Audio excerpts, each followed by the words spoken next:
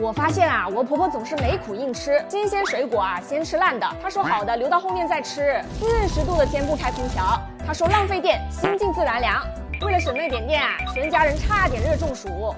不过我们家的空调啊真的很奇怪，电费总是比邻居家贵很多。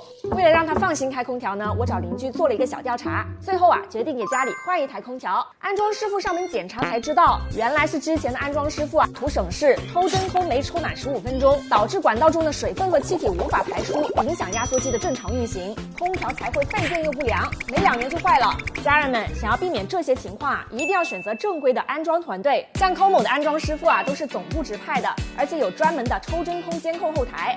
抽真空这一步啊是保时保质抽满15分钟的，这样子才可以保证机器长期稳定的运行，制冷好还省电。